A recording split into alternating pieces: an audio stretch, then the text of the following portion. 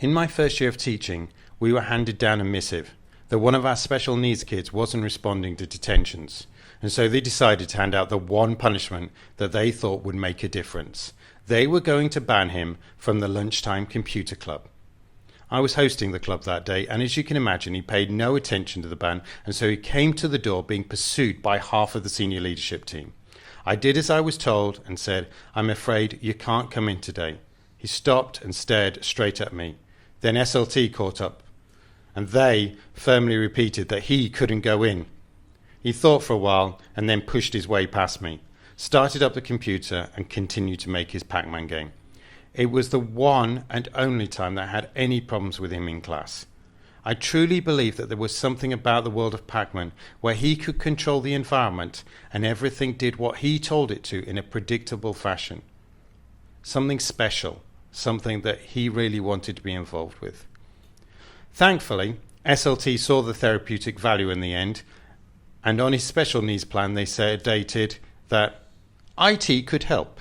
Well, I guess it was a start. In my second school, I thought I'd smartened up.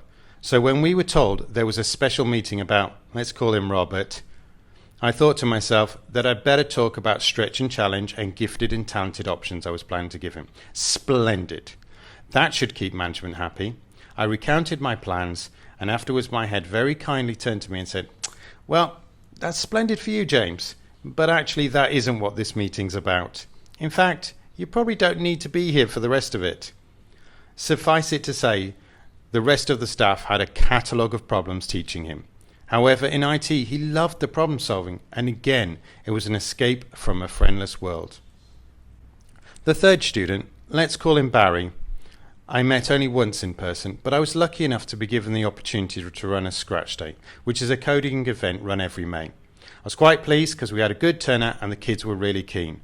Some had travelled quite far to be there, and so it was really pleasing to see how happy they were. However, it was during the break that Barry's parents came up to me and related to me that this was the first time Barry had ever wanted to go to any event, and furthermore, it was the first time he had ever agreed to speak in front of people. They thanked me profusely and said that they wished all schools could offer coding, because he was bullied, incredibly introverted, and it was the only thing that he loved, and through coding he'd found friends and a purpose. It's this escapism that speaks to me, and when I read the article, "I was bullied and beaten every day, programming saved my life," I could completely relate as both a teacher and as a child who was bullied. When I was a kid, I was in that horrible situation where I was bottom of the class, and so not only was I being bullied by the kids, but also the teachers were completely against me. In fact, on one occasion, the bullies bashed my head against the school building, and then I was told off for playing dangerous games and punished again by the teachers. It wasn't until much later that I realized that it isn't a normal exercise to put your head under the water until that point where your brain instinctively forces you to choose to live and brings you back to the surface. In hindsight, I'm pretty sure that programming and video games got me through my toughest days.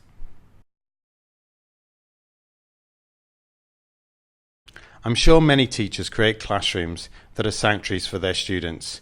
The kind of classroom where students want to be, and a break time detention would be an incentive to misbehave, because kids want to be there. In fact, the kind of classroom where a child might cry when they have to leave. Computers and coding almost provide an extra layer to that, because when students are fully engaged, it becomes its own little world where students have godlike powers to shape that world. However, for students to find their bliss in this world, there is a wall to climb. The joy of coding is that it is a fully consistent world. You get the same result every time. But it is a world where an extra bracket isn't glanced over, but will stop the program in its tracks. This challenge brings great joy when you finally debug that code, but also great frustration when you can't find that error. Teachers run the risk of making the steps so small that it's like drip feeding, with no joy of problem solving, or create mountains so steep that they feel like Everest. Making a state of flow is the holy grail for every computing teacher. The paybacks for learning coding only start with escapism. I've been discussing this talk with Leigh, and he encouraged me to talk of empowerment. And the more I thought about it, the more I realised just how many of my students are coming out of their shells thanks to coding. Just recently, I saw a student who was incredibly shy, not just speak to other students, but go across the city to lead a coding team.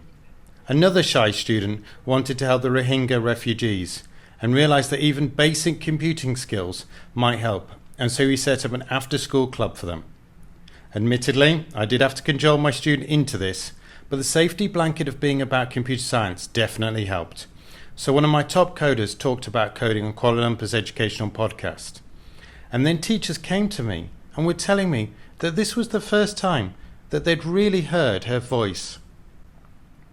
The other less tangible benefit is that coders are problem solvers. These are not the people that say they need to be supported. These are the people that thrive on a challenge and love to solve problems in innovative ways.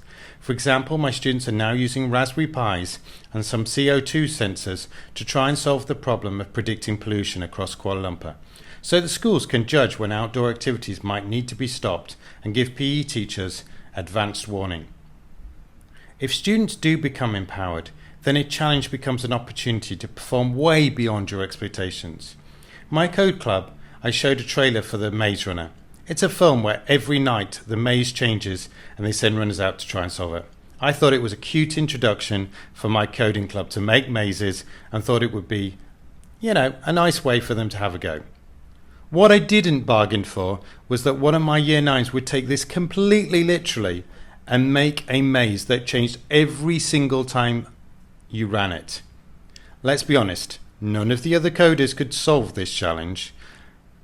I even put it out to other teachers in Southeast Asia. I got nothing back. However, it was a seemingly impossible challenge. I had to solve it, right? Bliss.